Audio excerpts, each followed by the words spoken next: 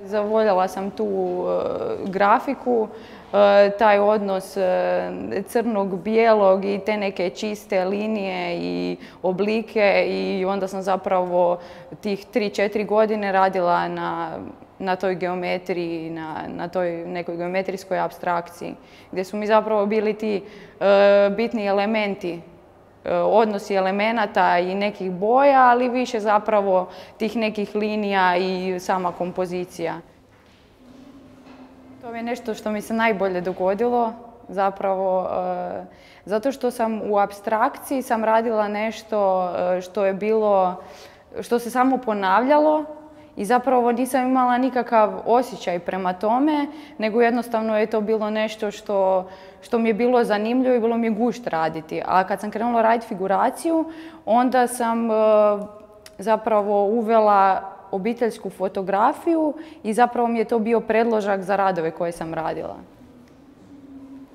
Mislim da kod fotografije, kad je, na primjer, neko slavlja, neki rođendan, tu ima puno djece, puno lica i meni je bilo zanimljivo iščupati ono koje je bilo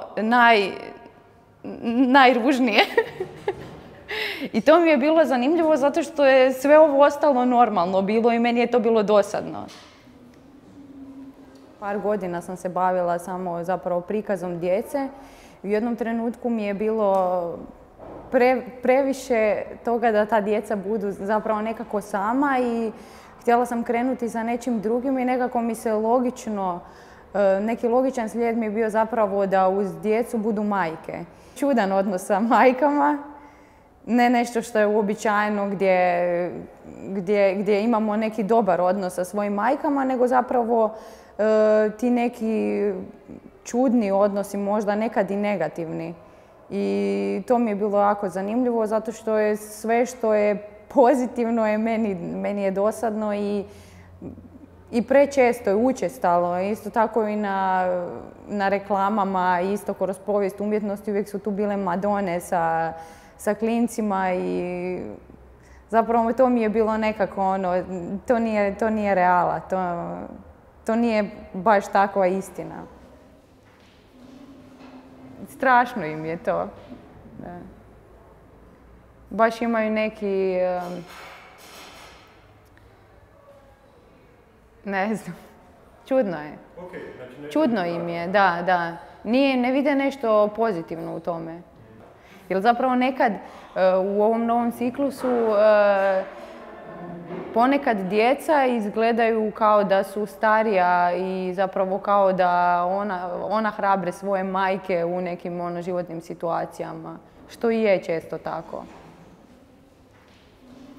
Zapravo kada krenem raditi, krenem od crteža.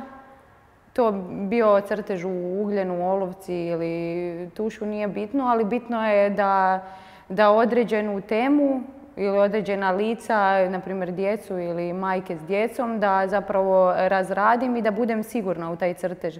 Kada sam sigurna u crtežu, onda znam da ću biti sigurna u sliku ili u skulpturu ili u bilo što drugo.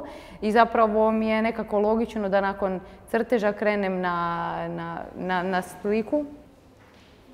To bi bili veliki, ogromni formati koji bi bili 2, 3 sa 4 metra i radila bi ih na podu i zapravo bi razlijevala boje i kasnije bi crtala po njima i zapravo tek kad bi podignula sliku bi vidjela što sam napravila. Uvijek je tu odnos proporcija bio dobar zato što me crtež naučio kako da u nešto budem sigurna i da to dobro napravim. A skulptura je samo još jedna stepenica više gdje mi je bilo zanimljivo kako da nešto što je dvodimenzionalno pretvorim u trodimenzionalno. I zapravo sve što radim jako brzo nastane i tako i skulptura. Nju bi napravila u par sati i pofarbala bi ju i to bi bilo to. Ljudi koji gledaju moj rad, često im je prvi neki osjećaj da su djeca tužna, da su što se meni dogodilo, da ja na takav način prikazujem djecu, a zapravo je meni cilj uvijek bio da ja na neki način ne da uputim na nešto, nego jednostavno da u drugom izazovem neke osjećaje. Što mislim da danas puno mladih umjetnika radi samo nešto što lijepo pristaje uz interijer. Često se događa da zapravo ljudi skrivaju svoje osjećaje i ne žele ih pokazati i prezentirati drugima. A mislim da je tu umjetnost i ono što mi radimo zapravo, da je to nešto što je najbitnije.